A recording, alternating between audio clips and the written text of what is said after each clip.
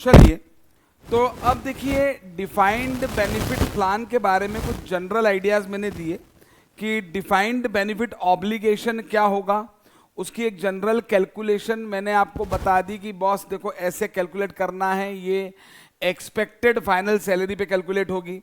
फिर उसके बाद हमें हर साल का बेनिफिट निकालना है, और मैंने एक शब्द बताया करेंट सर्विस कॉस्ट, एक मैंने शब्द बताया कि भाई इंटरेस्ट की अनवाइंडिंग भी होगी, एक्चुरियल गेन और लॉस का जनरल मीनिंग हमने देखा। ठीक है, अभी कुछ डिटेल में नहीं बताया है, अभी इसको आराम से धीरे धीरे करेंगे। और एक पास्ट सर्विस कॉस्ट का मैंने थोड़ा सा आपको एक मीनिंग समझाया, लेकिन हालांकि उसका प्रॉपर एग्जाम्पल अभी मैंने नहीं बताया है कि एग्जैक्टली पास्ट सर्विस कॉस्ट क्या होती है। मैंने तो एक एग्जाम्पल ये बता दिया कि भाई अगर पास्ट पीरियड से रिलेटेड कोई पर्टिकुलर कॉस्ट जो थी वो उस ईयर में हमने रिकॉर्ड नहीं की, एक्रू नहीं हुई, और वो आज पता चलती है, आज किसी चेंज की वजह से एक्रू होती है, तो भी एक्रू आज हुई लेकिन वो पास्ट सर्विस से रिलेटेड है तो पास्ट सर्विस कॉस्ट होगी। ऐसी कुछ जनरल बातें मैंने आपके साथ की। अभी हमने कोई ज़्यादा डिफाइंड बेनिफिट प्लान की अकाउंटिंग नहीं देखी। अगर आप ये सोच रहे हैं कि यार सर ने ये तो फटाफट निपटा दिया डीबीओ, तो ऐसा नहीं है। अच्छा, यहाँ पर एक बात जरूर कहूँगा कि ये डिफाइंड बेनिफिट प्लान की अकाउंटिंग जो है हालांकि बहुत ईजी है, बहुत ज़्यादा सिंपल लगती है, क्योंकि अगेन थोड़ा बहुत जो कॉम्प्लिकेशन स्टूडेंट्स को लगता है वो प्रेजेंट वैल्यू की वजह से लगता है।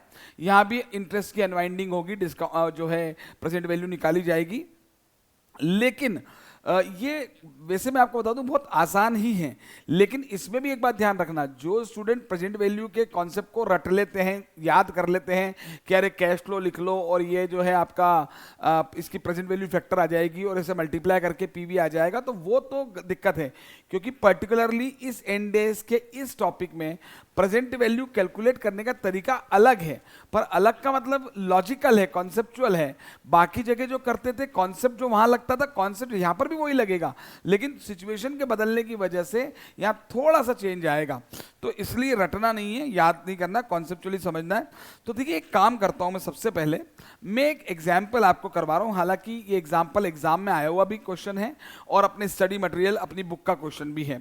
तो हेडिंग लिखिएगा यहां पर, consider an example on defined benefit plan. Defined benefit plan का हम एक एग्जाम्पल करें, डिफाइंड बेनिफिट प्लान। इसमें हम सबसे पहले भाई अकाउंटिंग करने वाले हैं, तो इसकी अकाउंटिंग सीखना है। तो देखिए अकाउंटिंग में नो डाउट हमें रिकॉग्निशन सीखना है। हाँ सर, रिकॉग्निशन सीखना है। ऑब्वियसली कैलकुलेशंस होगी तो मेजरमेंट सीखना है। बिल्कुल सर, मेजरमेंट सीखना है। और अभी ज़्यादा दिल पे नहीं ले, एक्सेट्रा लिख देता हूँ। बेसिकली हमें को इसकी कैलकुलेशन और इसकी अकाउंटिंग सीखनी है। ठीक है, मैं एग्जाम्पल अपने बुक से ही कंसिडर कर रहा हूँ, लेकिन आपको अभी कुछ भी लिखने की आवश्यकता, मतलब एग्जाम्पल निकालने की कोई ज़रूरत नहीं, मैं खुद ही यहाँ पर एग्जाम्पल ले लेता हूँ। देखिए एग्जाम्पल ले रहे हैं, मान लीजिए ईयर्स ऑफ सर्विस, किसी एक एम्प्लॉय की बात हो रही है, उसकी ईयर्स ऑफ सर्विस में 5 साल अज्यूम कर लेता हूं, 5 ईयर्स ऑफ सर्विस हम अज्यूम कर रहे हैं। ठीक है, और उसकी जो लास्ट ड्रॉन सैलरी है, जो करंट सैलरी है, जो क्वेश्चन में यहाँ दी हुई है, ईयर 1 की जो सैलरी है, ईयर 1, नहीं कोई क्वेश्चन मत निकालो आप लोग, कोई क्वेश्चन मत निकालो, मैं कह रहा हूं ना, मेरी बात मानो, आप मत निकालो, कोई ऐसी खास बात नहीं है, ये लिख लो। ईयर 1 की जो उसकी सैलरी है ये 10,000 रुपए की सैलरी है। टोटल मैंने ये आपको ईयरली सैलरी दे दी, और अज्यूम करना है इंक्रीमेंट ऑफ 7% पर एनम, मतलब इसकी सैलरी 7% से बढ़ेगी। और जाहिर सी बात है कुछ भी नहीं बोलेंगे तो मैं कंपाउंडिंग ही लूंगा, तो कंपाउंड सैलरी यहाँ पे 7% का कंपाउंडिंग ग्रोथ में लूंगा, मतलब 7% जोड़ के फिर जो आएगा उस पर 7%, इस तरीके से ईच ईयर पर एनम लिख दिया क्या हमने। ठीक है ना, और डिस्काउंटिंग रेट जो मार्केट में इंटरेस्ट रेट चल रहा है, वो डिस्काउंटिंग रेट अपन ले लेते हैं 10% का, अपना प्री रेट क्या है 10%। ठीक है, तो ये इस तरीके से यहाँ पर एक जनरल एग्जाम्पल दिया है। सवाल में कोई भी अमेंड करना होगा, 2-3 लाइन का मार्जिन रखिए। ठीक है ना। अब देखिए ये हम यहाँ पे बोलते हैं ग्रेचुटी की बात हो रही है, कैलकुलेट प्रोविजन फॉर ग्रेचुटी, जो हर साल आपको ग्रेचुटी के लिए प्रोविजन करना है, ठीक है। और जाहिर सी बात है उसकी जो एलिजिबिलिटी आएगी वो 5 साल की सर्विस के बाद आएगी। मैंने टोटली 5 साल ले लिए, लेकिन जाहिर सी बात है कि वो 5 साल की उसकी जो एलिजिबिलिटी आएगी, वो एलिजिबिलिटी एक्रू तो साल साल होती जा रही है ना, इसी साल होती जा रही है, ठीक है। सर ये आपने बताया था ये पास सर्विस कॉस्ट का आपने एग्जाम्पल दिया था, नहीं पास सर्विस कॉस्ट में मैंने एग्जाम्पल में ये बोला जरूर था कि जैसे हम ईयर 5 में दे रहे हैं और 1 में एक्रू हुआ, पर उसका मतलब पास सर्विस कॉस्ट की बात मत करिएगा यहाँ पर बिल्कुल भी। अब पास सर्विस कॉस्ट, अभी कोई भी शब्द पे ध्यान मत दो, अभी बिल्कुल नॉर्मल बात करो, मैंने अभी केवल जनरल बातें आपको बताई है। अभी कुछ भी बिल्कुल कोई नाम मत दो किसी चीज को, क्योंकि बहुत सिंपल अकाउंटिंग है। अननेसेसरी नाम वाम देने के चक्कर में क्या होता है, स्टूडेंट कंफ्यूजन करके थोड़ी गलतियां कराते हैं। सर आपको कैसे पता गलतियां कराते हैं? मैंने कहा यार गजब करते हो, मुझे नहीं पता गलतियां कराते हैं, है ना। तो होती है, पता नहीं क्यों एग्जामिनेशन प्रेशर में तो हो ही जाती है, मतलब इसलिए जरा आराम से, कोई ऐसी कोई खास बात नहीं। अच्छा वैसे AS15 जो इंटर में पढ़ा होता है उसमें इस मेथड को पढ़ा हुआ है अपन ने, कोई बहुत विशेष बात नहीं है, ठीक है। अब लास्ट ड्रॉन सैलरी की बात करते हैं। तो देखिए यहाँ पे 10% आपको दे रखा है। अब यहाँ पर जो है 7% की ग्रोथ है, 10% का ये मामला है। इसमें एक चीज और कर लेते हैं, अपन मान लेते हैं कि इसकी जो ग्रेचुटी का अमाउंट है that is 1% of last drawn salary. इस तरीके से अपन कुछ ले लेते हैं इसका। एक सेकेंड, यहां पे क्या एरर आ रही है भाई। 1% ऑफ फाइनल सैलरी, जो भी इसकी फाइनल सैलरी होगी, सर फाइनल सैलरी मतलब लास्ट ड्रॉन सैलरी होगी, उसका 1% ऑफ फाइनल सैलरी, ठीक है ना, for each year of service, हर साल की सर्विस के लिए, ईच ईयर ऑफ सर्विस, हर साल की सर्विस के लिए हम उसे उसकी फाइनल सैलरी का 1% देंगे, है ना। अब मैं कुछ कैलकुलेशंस करूंगा जो बहुत ज्यादा सिंपल है, पहले उसकी बात करते हैं, कि फिर नाम वाम बाद में देते रहेंगे अपन उसको। अब देखिए क्या होगा कि ध्यान दें, जैसे ये हम बात करें ईयर्स की, year 1, year 2, year 3, year 4, year 5। हाँ सर 5 साल का सवाल है। अगर हम सैलरी की बात करेंगे तो जैसा कि मैंने कहा उसकी ईयर 1 में सैलरी कितनी है सर, 10,000 है। यहाँ पे 7% से इसकी सैलरी बढ़ेगी, तो 10,000 का 107% में ले लेता हूँ, तो 10,000 इंटू 107%, सर ये 10,700 आ रहा है। कंपाउंडिंग इफेक्ट लेना है तो अब जो है 10,700 इंटू 107%, हर साल 7% से बढ़ेगी। सर ये तो बड़ा सिंपल है, 107%, 11,449 आ रहा है, चेक कर लेना आप कोई गलती हो तो, है ना। सर अब क्या होगा, चौथे साल में 11,449 जो है उसकी 107% सैलरी ले लेता हूं मैं, इंटू 107%, सर बिल्कुल ठीक है, 12,250 पॉइंट में आ रहा है। मैंने कहा पॉइंट को इग्नोर कर दो एक बार, और फिर ये 12,250 जो सैलरी है, ठीक है, दैट इज 12,250 जो सैलरी है इंटू 107% कर देते हैं अपन। हाँ तो ये हो गया 12,250 इंटू 107%, 13,107,108 ले लेते हैं, चलो पॉइंट 13,108। तो भाई देखिए सिंपल सी बात है कि 10,000 रुपए उसकी आज की सैलरी है। अभी कोई टेंशन मत लो, बस मैं इतना ध्यान रखो कि सर आप हमें ग्रेचुटी के बारे में बता रहे हो, तो ये डिफाइंड बेनिफिट प्लान है, और एम्प्लॉय को उसकी 5 साल सर्विस करने पर ग्रेचुटी 5वें साल में एक्रू हो जाएगी। मैंने टोटल जॉब पीरियड भी 5 साल ही ले लिया, अभी टेंशन नहीं हो, तो 5वें साल में पेमेंट करना है, पर उसका एक्रूअल ईयरली होगा, तो हमें ईयरली उसका प्रोविजन कितना होगा वो निकालना है। वैसे मैं आपको बता दूं कि देखिए एग्जाम में क्वेश्चन में ये सारी इंफॉर्मेशन दी होती है, वरना ग्रेचुटी एक्ट भी है, ग्रेचुटी एक्ट का अपना एक फॉर्मूला भी हो सकता है, वो फॉर्मूला लगा लेंगे, नहीं तो जो फॉर्मूला अभी मैं आपको यहाँ बता रहा हूँ वो लगा लेंगे, और नहीं तो एग्जाम में क्वेश्चन में जो तरीका दिया वो लगा लेना। अल्टीमेटली बहुत ज्यादा दिमाग का काम है नहीं। तो 10,000 रुपए उसकी ईयरली सैलरी है, हर साल 7% से ग्रोथ होगी, तो उसकी लास्ट ड्रॉन सैलरी जो है 13,108 है। तो जो 13,108 लास्ट ड्रॉन सैलरी है उसका 1%, ये आ रहा है 131, ये पर एनम हमारा आ चुका है 131 पर एनम, ये पर एनम है। और जाहिर सी बात है कि अगर मैं यहां पर 131 पर एनम ले रहा हूं तो 5 इयर्स का अगर देखूंगा तो फॉर 5 इयर्स मुझे आज से 5 साल बाद फॉर 5 इयर्स आफ्टर 5 इयर्स मुझे देना है। ये दिमाग में रखें, ये पेमेंट 5वें साल के एंड में करना है। तो 131 इंटू 5, तो ये अमाउंट आएगा 131 इंटू 5, 131 इंटू 5, सर ये बिल्कुल सिंपल है, 655 आपको देना है। सर इसको आप क्या कहोगे? मैं कहूंगा इसको total DBO, total defined benefit obligation. अरे वाह सर, ये नाम अभी आपने हमको थ्योरी थोड़ी समझाई थी उसमें बता दिया था। मैंने कहा बिल्कुल ठीक है जी, बिल्कुल ठीक है, टोटल डीबीओ, ये लो शॉर्ट फॉर्म लिख देते हैं, ठीक है। अब देखिए यहां पर मैंने चूंकि क्या ईयरली सैलरी ली, इसलिए मेरे पास पर एनम का फिगर आ गया।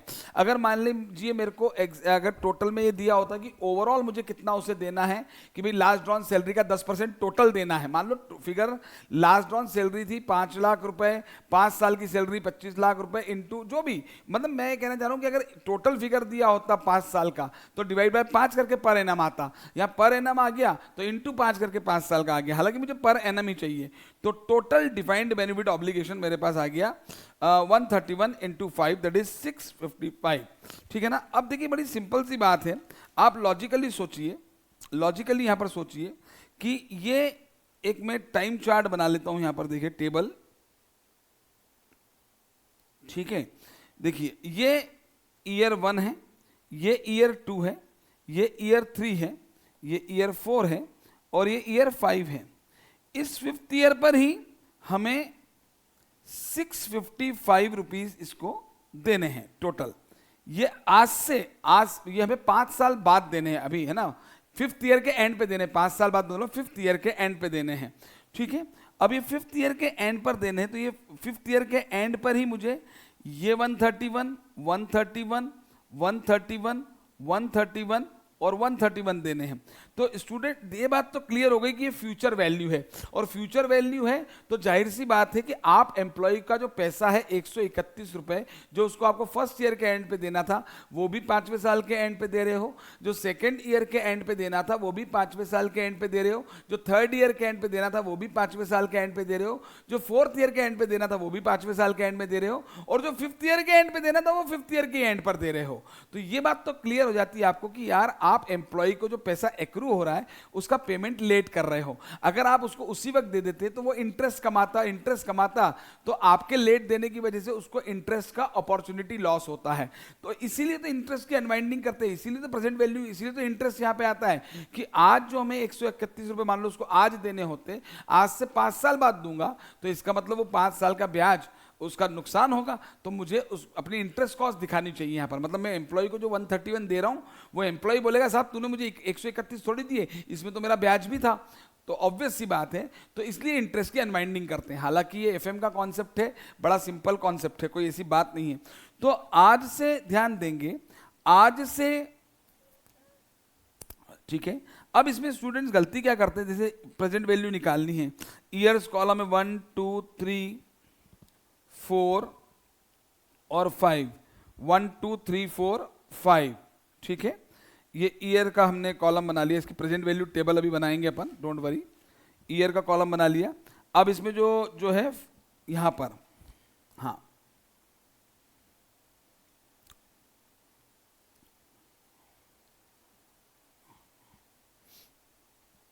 एक सेकंड यार, ये क्या हो रहा है।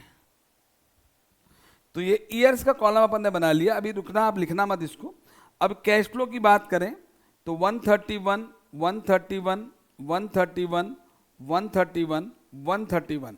अब इसमें पीवी फैक्टर की बात करें, लिखना नहीं है, @10%। तो आप बोलोगे सर कोई दिक्कत ही नहीं है, 10% रेट है तो 0.9090, 0.8264, 0.7513 एंड सो ऑन, और इसके बाद पीवी निकाल दो सर, ऐसी तो करते हैं। तो ये बिल्कुल गलत है, ऐसा नहीं है। एक्चुअली ये यहाँ पे 131 में 0.9090 मल्टीप्लाई करने का मतलब है कि ये 1 साल बाद का कैश फ्लो है। आज से 1 साल बाद 131 है तो 0.9090 से मल्टीप्लाई करके आज की वैल्यू आएगी। आज से 2 साल बाद अगर जो है आज से 2 साल बाद अगर 131 देने, तो आज से 2 साल बाद जो 131 है उसकी इंटू 0.8264 से आज की वैल्यू आएगी। ऐसा नहीं हो रहा है यहाँ पर। आपको यहाँ पर देखिए, समझिए, ग्रेचुटी का प्रोविजन हर साल के ईयर एंड पर होता है। इसमें Y0 की तो बात नहीं, Y1 यानी फर्स्ट ईयर का एंड है। तो ये देखिए, ये जो 131 है ना फर्स्ट ईयर वाले, ये मुझे अगर एक फर्स्ट ईयर के एंड पे देने थे, फर्स्ट ईयर के एंड पे देने थे, तो मैं इसको फर्स्ट ईयर के एंड की जगह 5th ईयर के एंड पे दे रहा हूं। तो इसमें 4 साल का डिफरेंस है, 4 साल डिलेड पेमेंट है। ठीक है, ये जो सेकेंड ईयर के एंड पर अब थोड़ा सा काटापीटी हो जाएगी यहाँ पर। 1 मिनट मैं इसको यहाँ हटा देता हूँ। ये टोटल जो है टोटल 655 है। हाँ, सेकेंड ईयर के एंड पर जो मुझे देना है, तो ये 131 सेकेंड ईयर के एंड पे जो देना था, ये मैं 5th ईयर के एंड पे दे रहा हूं। तो आज इसमें एम्प्लॉय के लिए इंटरेस्ट 3 साल का प्रेजेंट वैल्यू का इफेक्ट आएगा। आप खुद समझ सकते हैं, ये मैथमेटिकल नहीं है, ये फाइनेंस का कॉन्सेप्ट लॉजिकल। जो 3rd ईयर के एंड पर देना है, तो 3rd ईयर के एंड की जगह मैं इसको 5th ईयर के एंड पे दूंगा। तो ये आज से 2 साल बाद मैं आपको दे रहा हूं, ठीक है ना। ये 4th ईयर के एंड पे जो मुझे देना था, तो ये 4th ईयर के एंड की जगह मैं 5th ईयर के एंड पे दे रहा हूं। तो इसमें 1 साल की बात आ रही है, केवल 1 साल, मतलब आज 4th ईयर के एंड पे जो मुझे देना है वो मैं 5th ईयर के एंड पे दे रहा हूं ना। और ये जो 5th ईयर के एंड वाला था, ये वाला ये मैं 5th ईयर के एंड पर ही दे रहा हूं। 5th ईयर के एंड में जो पैसा देना था वो 5th ईयर में ही दे रहा हूं। तो इसमें 0th ईयर वाली बात आएगी। तो इसकी जो प्रेजेंट वैल्यू निकाली जाएगी ईयर्स की, अगर हम ऐसे निकालें, ईयर 1 2 3 4 5 में ईयर 1 का जो 131 है कैश फ्लो, 131 ईयर 1 का, 131 ईयर 2 का, 131 ईयर 3 का, 131 ईयर 4 का, 131 ईयर 5 का। तो इनके जो पीवी फैक्टर आएंगे ना, वो रिवर्स ऑर्डर में आएंगे आपके। PV factor @ 10%। देखिए ध्यान दें, जो 5th ईयर के एंड पर देना था वो मैं 5th ईयर के एंड पर ही दे रहा हूं 131, तो इसका पीवी फैक्टर तो 1 आएगा। ठीक है, जो 4th ईयर के एंड पर देना था वो मैं 5th ईयर के एंड पर दे रहा हूं, तो ये 1 डिवाइडेड बाय 1.1, ये 0.9090 ये वाला आएगा। जो 3rd ईयर के एंड पे देना है वो 5th ईयर के एंड पे दे रहा हूं, तो इसमें सेकंड ईयर वाला पीवी फैक्टर आएगा 8264। सेकंड ईयर वाले में ये 0.7513 आएगा, और यहां पर 6830 चौथे साल का फैक्टर आएगा। ये सर 4 साल क्यों, 5 साल होने चाहिए ना। नहीं बॉस, टोटल 5 साल था, पर ग्रेचुटी का फर्स्ट प्रोविजन मुझे हर साल की बिगिनिंग में थोड़ी करना है, उसकी सर्विसेज रेंडर हो जाएंगी तो ईयर एंड पर करना है। तो पहले साल के एंड से 5वें साल का एंड तो 4 साल, दूसरे साल के एंड से 5वें साल का एंड तो 3 साल, तीसरे साल के एंड से 5वें साल का एंड तो 2 साल। इस तरीके से ये पीवी फैक्टर आएंगे। और ये प्रेजेंट वैल्यू अब जब निकाली जाएगी, जो फर्स्ट ईयर का 131 है, जो मैं आज से ईयर 1 के एंड से 5वें साल के एंड पे दूंगा, यानी आज से 4 साल बाद दूंगा, उसकी 0.6830 से प्रेजेंट वैल्यू आएगी 89.4। मैं पॉइंट इग्नोर कर देता हूं क्योंकि हमारे स्टडी मटेरियल में पॉइंट इग्नोर किए हुए हैं। फिर 131 इंटू 0.7513, ठीक है, मैंने वही क्वेश्चन लिया तो ये 98 के आसपास आ रहा है, चेक कर लेते हैं। हाँ, और 131 इंटू 0.8264, सर ये 108 आ रहा है। ठीक बात है सर। 131 इंटू 0.9090 ये 119 आ रहा है, और ये 131 ही आ रहा है।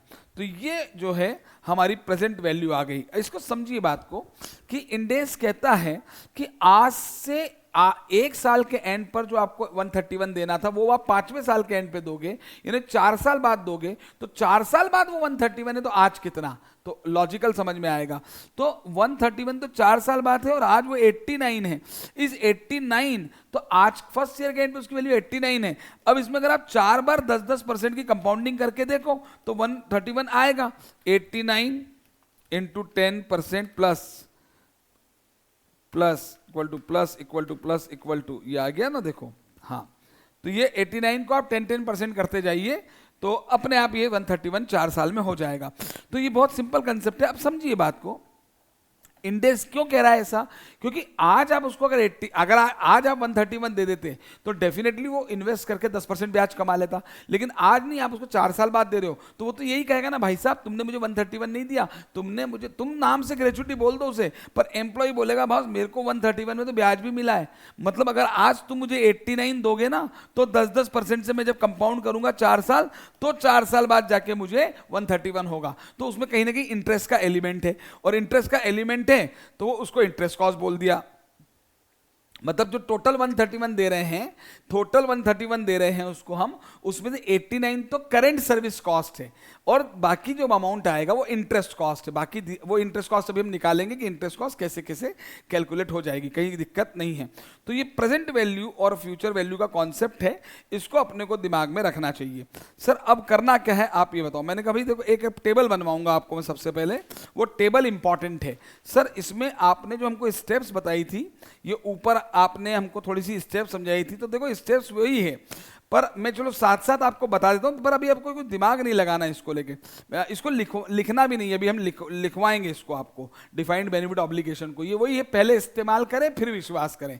इसका क्वेश्चन पहले देख लें। एक बेसिक कंसेप्ट मैंने आपको बता दिया, एक बेसिक कॉन्सेप्ट आपको मैंने बता दिया, बेसिक कुछ शब्दों के मतलब बता दिए। अब उसको अपन आराम से करते हैं। जैसे डिफाइंड बेनिफिट ऑब्लिगेशन, स्टेप मैंने क्या बोला था, डिफाइंड बेनिफिट ऑब्लिगेशन, आपकी ऑब्लिगेशन कितनी है तो वो आपने निकाल ली। Benefited to each year, benefit attributed, DBO आपका पर ईयर कितना, वो पर ईयर ही आ गया था 131 के हिसाब से, 131 टोटल भी आ गया था, ठीक है।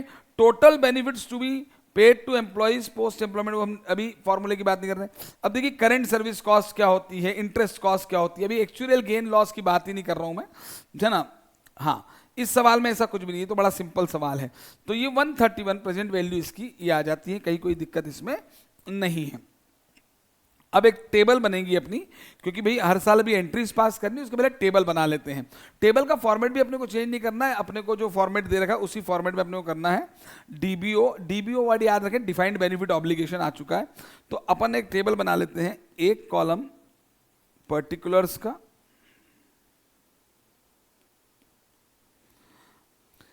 फिर Y1, Y2, Y3, Y4 और Y5। अब देखिए ये टेबल है डिफाइंड बेनिफिट ऑब्लिगेशन की। अभी आपको बहुत इजीली समझ में आ जाएगा, ठीक है। ऑब्लिगेशन, हाँ सर ये बिल्कुल हमने प्रोजेक्ट यूनिट कॉस्ट मेथड के नाम से AS15 में पढ़ा हुआ तो है। मैंने कहा बिल्कुल ठीक बात है। ये ओपनिंग बैलेंस की बात करते हैं। अभी साल की शुरुआत में ओपनिंग बैलेंस Y1 का मतलब Y0, फर्स्ट ईयर का बिगिनिंग, यहाँ ओपनिंग की बात कर रहा हूं मैं। तो ओपनिंग बैलेंस को मैं A से डिनोट करता हूं, और मैं आपसे कहता हूं कि भाई ओपनिंग बैलेंस कितना लायबिलिटी का। सर क्या मजाक कर रहे हो सर, क्या सुबह सुबह सर कोई भांग की गोली खा रखी क्या? साल की शुरुआत में तो कोई लायबिलिटी नहीं बनती, वो तो पेमेंट 5 साल बाद करना है और हर साल के एंड में करोगे ना आप। और मैंने कहा बिल्कुल सही बात है, मैंने भी आपसे कहा, सुबह सुबह छेड़ दिया आपको, नील। बोले ठीक बात है सर, ये ओपनिंग बैलेंस नील है। अब क्या होगा, ओपनिंग बैलेंस कुछ भी नहीं है। अब इंटरेस्ट एट द रेट 10%, ये ऑब्वियसली बी की वैल्यू आएगी, और ये ए इंटू 10% आएगा। साल की शुरुआत में अगर आपको कुछ देना होता, इसीलिए तो इंटरेस्ट फर्स्ट ईयर में नहीं आएगा। साल की शुरुआत में अगर आपको कुछ देना होता, मान लो, तो फिर आप नहीं दे रहे हो तो 10% ब्याज लगता। आपका तो साल की शुरुआत में ऑब्लिगेशन नील है, तो इसलिए कोई दिक्कत ही नहीं है। बिल्कुल ठीक बात है, इंटरेस्ट आ गया। सर अब क्या करोगे? मैंने कहा भाई देखो current service cost, current service cost. Sir आपने अभी कहा था कि कोई शब्द यूज मत करो, और अब आपने ये नया शब्द यूज कर दिया करंट सर्विस कॉस्ट। देखो कुछ भी नहीं है, कॉस्ट है, एक्सपेंस से बढ़ेगा तो डेबिट, टेंशन मत लिया करो। एम्प्लॉय बेनिफिट एक्सपेंस ही आएगा इस एस में। एम्प्लॉय बेनिफिट, उसको मैं कितने भी नाम दे दूं, करेंट सर्विस कॉस्ट, पास सर्विस कॉस्ट, एक्चुरियल लॉस, ये वो ये, टेंशन नहीं, वो एम्प्लॉय बेनिफिट एक्सपेंस है, अपने लिए टेंशन मत लो। तो करेंट सर्विस कॉस्ट 89 है। ओ यस सर, अच्छा, फर्स्ट ईयर के एंड का जो एक्रूअल था, जो हम उसको 5वें साल के एंड में देंगे, मतलब जो 4 साल बाद देंगे, वो जो है वो 4 साल बाद जब हम देंगे उसको, तो आज से 4 साल बाद 131 देंगे, ठीक है ना। लेकिन वो पूरा 131 एक्रू किस लिए हो रहा है? फर्स्ट ईयर की करंट सर्विस की कॉस्ट है वो, है ना। नहीं सर वो तो पास्ट सर्विस हो गई ना। नहीं नहीं, पास सर्विस कॉस्ट का बेसिक, अभी पहली बात तो पास सर्विस सोचो मत, लेकिन फिर भी बताऊंगा। पास सर्विस कॉस्ट तो जनरली क्या होता है कि करंट ईयर में अराइज हुआ, पिछले साल हम कुछ भूल गए थे या कोई चेंज हमने कर दिया, ये कुछ भी नहीं है, हमें मालूम था, है ना। जैसे पास सर्विस कॉस्ट का एक एग्जांपल ले लेता हूं कि हम जो कह रहे थे कि भाई साहब एम्प्लॉय की सैलरी 10-10%, 7-7% से बढ़ेगी, हमको 3 साल बाद लगता है कि नहीं साहब वो तो 9% से बढ़ेगी। तो पास्ट ईयर्स में हमने वो 2% लिया ही नहीं, 2 पर हमारा एस्टिमेशन चेंज हो गया, तो उसकी वजह से जो डिफरेंस आएगा वो पास्ट सर्विस कॉस्ट आएगी। लेकिन अभी अपने दिमाग को खाली कर दो, ज्यादा दिमाग लगाओ मत, कोई शब्दों पे जाओ मत, सिंपल बात करो कि ये करंट सर्विस की कॉस्ट है। सर करंट सर्विस के लिए तो 131 दे रहे हैं ना, नहीं 89 है, उसमें ब्याज है, अब उसको 4 साल ब्याज दे रहे हैं हम। सर ऐसा क्यों मान रहे हो ब्याज दे रहे हैं यार, अगर आप उसको आज 131 दे देते तो वो इन्वेस्ट नहीं करता क्या?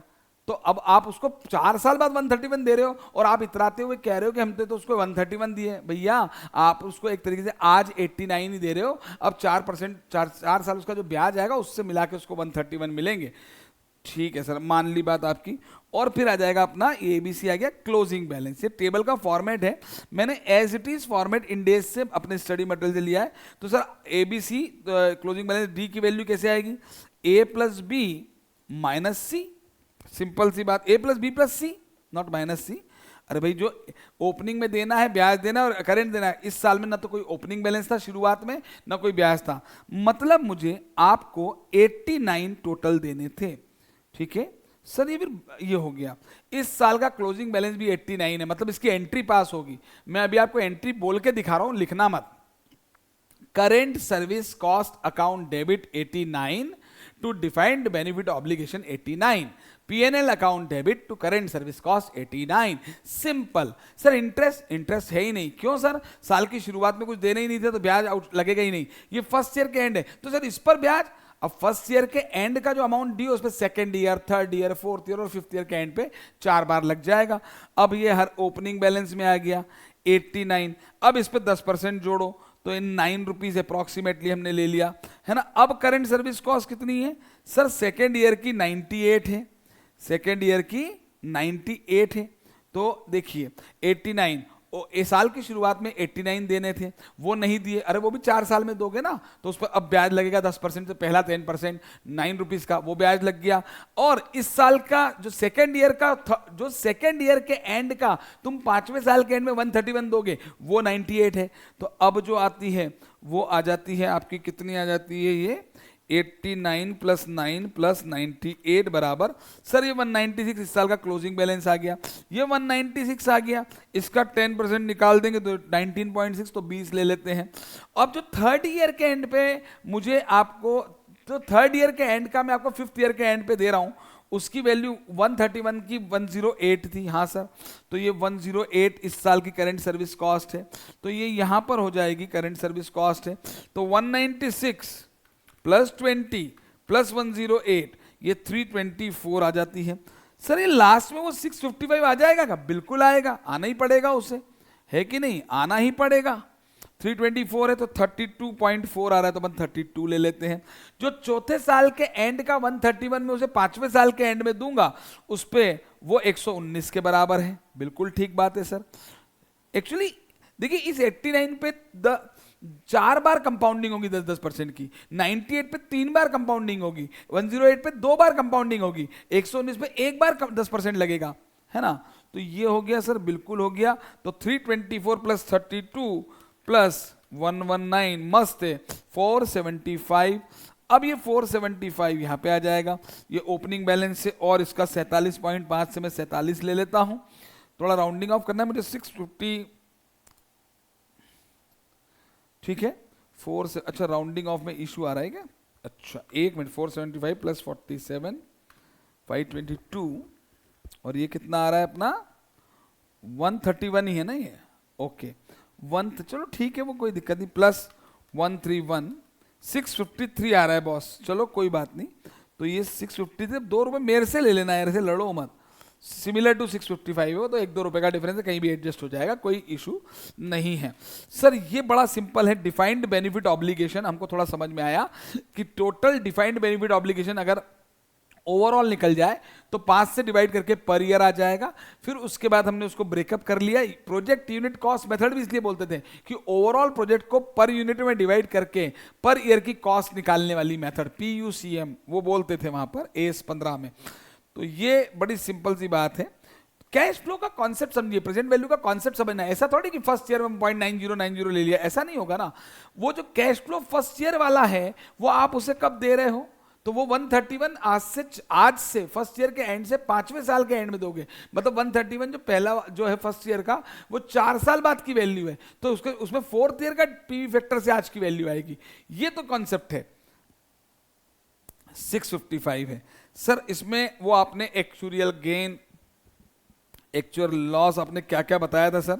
मैंने कहा कुछ भी नहीं बताया था। हाँ 131 ये हो गया अपना। चलिए अब जरा पहले एंट्रीज पास करते हैं अपन, है ना। तो एंट्री पास करेंगे,